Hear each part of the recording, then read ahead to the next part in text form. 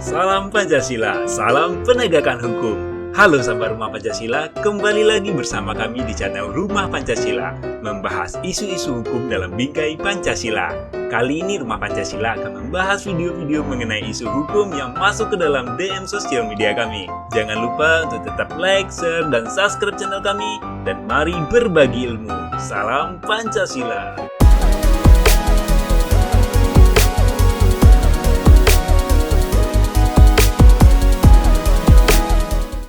Salam Pancasila dan salam penegakan hukum.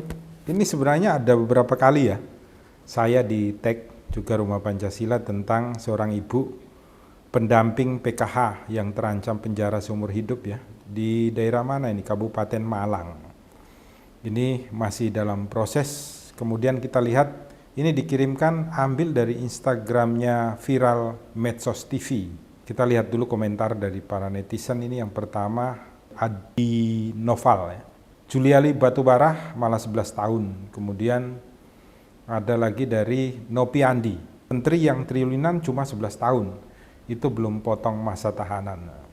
Oke, Rumah Pancasila ingin menyampaikan sebagai berikut.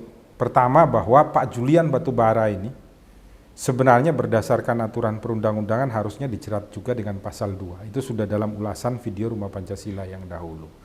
Tetapi oleh Jaksa Komisi Pemberantasan Korupsi tidak didakwakan, tidak dituntut dengan pasal 2. Hanya dipakai yaitu pasal 11, pasal 12. Sehingga apa? Sehingga yang bersangkutan ini tidak dapat untuk dituntut hukuman seumur hidup atau hukuman mati. Hakim pun tidak boleh untuk memberikan putusan hukuman mati atau seumur hidup kepada Juliari Batubara karena tidak ada di dalam dakwaan jaksa penuntut umum. Dakwaan itulah yang menjadi pijakan hakim untuk memberikan putusan. Jadi seandainya kalau ada dakwaan pasal 2, sekalipun jaksa itu menuntut 11 tahun, hakim dapat memberikan vonis seumur hidup atau memberikan vonis hukuman mati kepada Juliari Batubara. Karena apa? Korupsi yang dilakukan ini berkenaan dengan bencana alam yang bukan alam sebenarnya, tetapi sudah dinyatakan sebagai wabah yang sangat merugikan untuk bangsa Indonesia. Dan itu triliunan rupiah itu loh. Kita bisa melihat bagaimana ibu ini yang berada di Malang ini, di Magelang ini, dia itu hanya korupsi 450 juta tapi oleh jaksa dimasukkan pasal 2-nya. Sehingga apa? Sehingga ia bisa saja divonis seumur hidup. Ada perbedaan di dalam membuat surat dakwaan kepada setiap orang yang melakukan pelanggaran. Bukan hanya di dalam tindak pidana korupsi, narkoba pun sama seperti itu. Khususnya mengenai pasal 127. Perkara-perkara lain pun sama gitu loh. Tentang curi handphone bisa dibandingkan dengan orang yang melakukan korupsi dan lain sebagainya. Inilah Indonesia. Kenapa dari hari ke hari menjadi bertambah buruk gitu loh. Karena apa? Karena memang kita tidak diajarkan memaknai Pancasila gitu loh. Di dalam ruang-ruang belajar kita praktek Pancasilanya tidak ada.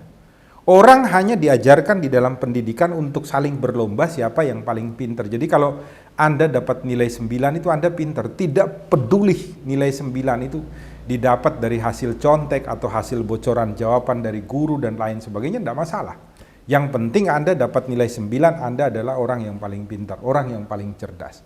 Tidak pernah dimaknai itu loh, bahwa orang yang cerdas secara moral itu adalah akan lebih baik daripada orang yang cerdas secara intelektual. Tetapi di sana tidak memiliki moral apapun untuk melaksanakan Pancasila di dalam ruang hidupnya.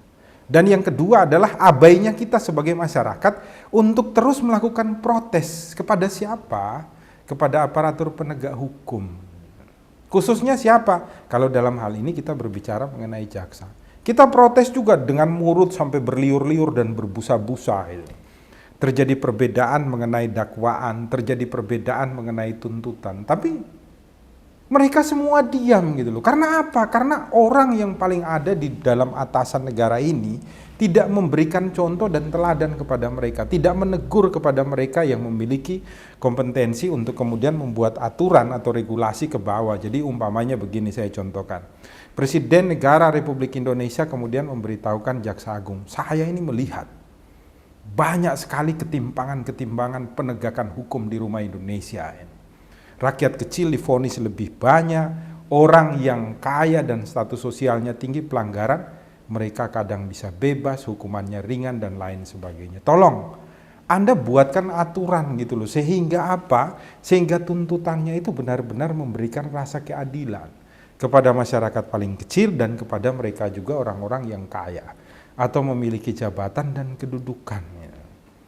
Indonesia ini diharapkan ke depan itu punya presiden itu dari orang yang benar-benar memahami hukum, dari pengacara lah, bukan saya maksudnya, orang lain lah, tapi dari pengacara sehingga mampu untuk menegakkan keadilan yang berlandaskan hukum.